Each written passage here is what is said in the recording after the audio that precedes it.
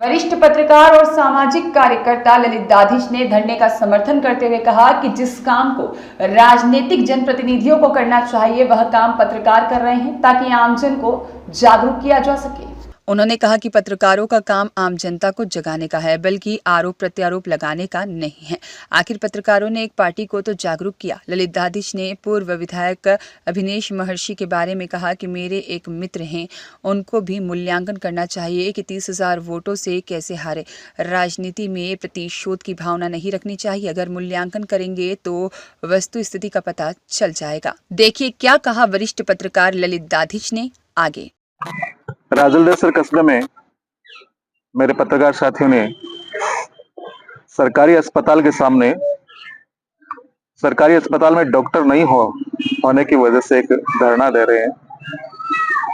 ये बड़ी विडंबना है। जो कार्य जनप्रतिनिधियों को करना चाहिए, जो राजनेताओं को करना चाहिए, जो कार्य राजनीति कर रहे हैं, जो जनता से वोट ले रहे हैं, उनकी दुख तकलीफ को दूर करने का दायित्व उन राजनेताओं का है। लेकिन ये कार्य राजनेता नहीं करके पत्रकारिता कर रहे हैं, और पत्रकारिता इसके पीछे उद्देश्य भी एक है कि समाज में जागृति लाना, ताकि लोग अपनी मांगों को लेकर, अपनी समस्याओं को लेकर संघर्ष करना सीखें। इसी ध्येय के साथ, इसी उद्देश्य के साथ ये पत्रकारों ने धरना दे रखा है। इसके पीछे कोई राजनीतिक कारण बिल्कुल नहीं है।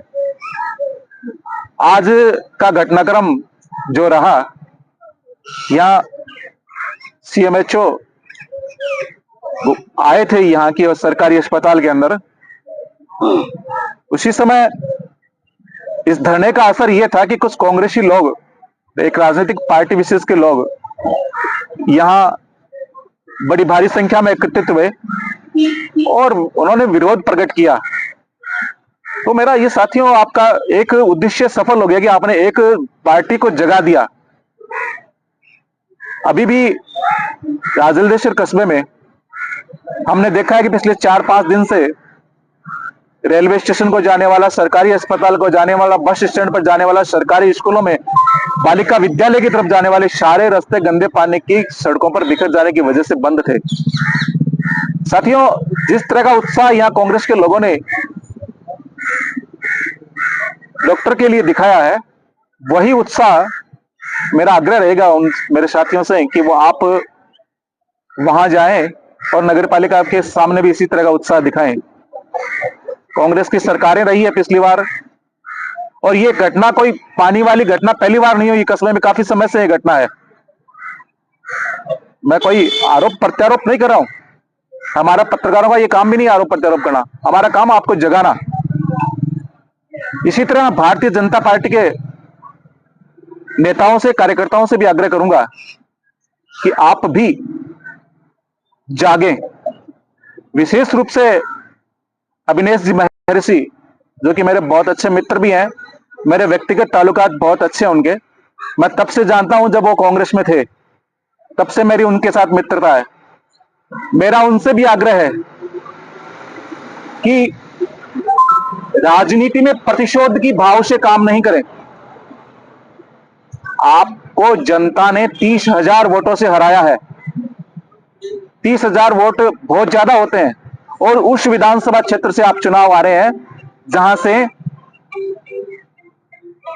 भारतीय जनता पार्टी का गढ़ रहा है। भारतीय जनता पार्टी कभी चुनाव हारी नहीं है।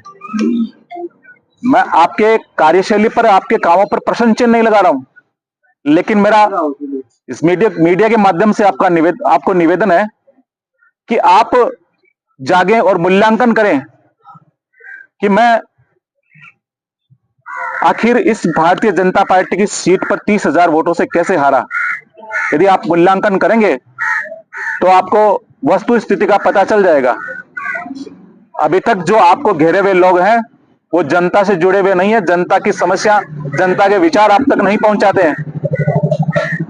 भारतीय जनता पार्टी का राज है, सत्ताएं आती जाती रहती है, लेकिन आप जन नेता हैं, और आप 4 दिन हो गए इस धरना स्थल पर, आपने अभी तक शुद्ध नहीं लिया। आप इस राजलदेसर की जनता ने इस भारतीय जनता पार्टी को विधानसभा चुनाव में जब सभी जगह पीछे थी, उसी के बावजूद भी यहाँ की जनता ने वोट देके भारतीय जनता पार्टी को आगे रखा है।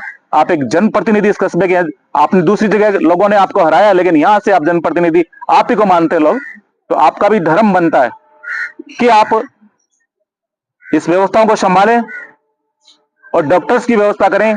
नगर पालिका में जो अव्यवस्थाएं हैं उन पर भी ध्यान दें। मेरा मीडिया के माध्यम से आपसे आग्रह है। और मेरा एक छोटी सी कथा के साथ मैं अपनी बात को व्यक्तिगत रूप से आपके लिए कह रहा हूं, अविनेश जी के लिए, और इसी के साथ मैं अपनी बात समाप्त करूंगा कि एक राजा था, बड़ा धर्मात्मा राजा था।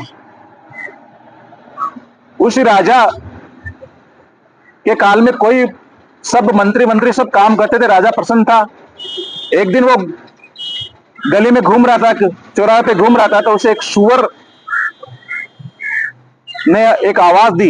वो राजा में एक साधु के द्वारा एक वरदान दिया हुआ था कि वो जानवरों की आवाज भी पहचान सकते हैं।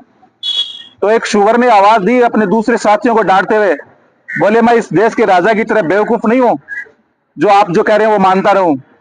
उस सूअर की आवाज को उस राजा ने पहचाना और सुना, और उन्हें सूअर से पूछा कि यार तुम ऐसी बात क्यों कर रहे हो, मेरे राज्य में ऐसा क्या हो रहा है? बोले आपके राज्य में भ्रष्टाचार हो रहा है, आपके राज्य में दलाली हो रही है, आपके राज्य में सेनापति है वो राजकोष का दुरुपयोग कर रहा है, आपके राज्य में जनता दुखी है। बोले झूठ बोल रहे हैं। तो बोले आप भेष बदल कर जाइए, पता चलेगा। वही राजा जब भेष बदल के जनता के बीच में जाता है तो उसे वस्तुस्थिति का पता चलता है।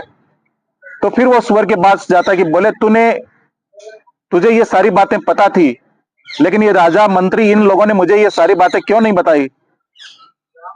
बोले राजन, इन मंत्रियों को, इन राजाओं को अपने पद का खो देने से डर था। उन्हें सच्चाई इसलिए नहीं बता पा रहे थे कि वो आपकी मेहरबानी से मंत्री थे, आपकी मेहरबानी से सेनापति थे, आपके मेहरबानी से राजपुरोहित थे।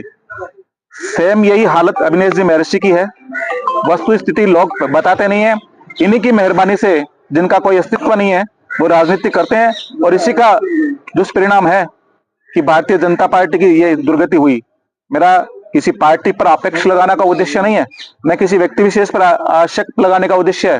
मैं फिर दोनों पार्टियों से निवेदन करता हूं कि जनताओं की समस्याओं के लिए जागें, नहीं तो जिस दिन जनता जाग गई उस दिन बहुत मुश्किल में हो जाओगे आप सबका, आपका अस्तित्व बचाना मुश्किल में हो जाएगा। इसी विचारों के साथ मैं इस धरने को समर्थन करता हूं, और आगे और तेज गति से के साथ हम धरने को आगे बढ़ाएंगे। आगे समाज के अन्य अन्य लोगों को जोड़ते हुए और तेज करेंगे। जनता को जगाने का हमारा प्रयास है। हमारा किसी भी अधिकारी के साथ दुर्व्यवहार करना, किसी भी राजनेता के साथ दुर्व्यवहार करना, और किसी भी सामाजिक कार्यकर्ता के साथ दुर्व्यवहार करना हमारा कोई उद्देश्य नहीं है। हमारा यह भी कोई उद्देश्य नहीं है कि किसी अधिकारी को लॉक में बंद किया जाए, लॉकअप किया जाए, यह हमारा बिल्कुल उद्देश्य नहीं है। हमारा उद्देश्य है अधिकारी भी हम ही समाज के लोगों से बीच में से आए हुए हैं, और वो इस विषय को समझे और हमारा जनता की समस्या का समाधान करे, और यहाँ जल्दी से जल्दी डॉक्टर लगाएं। इन्हीं विश्वास के साथ आप सबका, आप पत्रकारों का, मेरे साथियों का बहुत बहुत आभार। आपने बहुत अच्छी पहल की। आपको शुभकामनाएं। जय हिंद, जय भारत।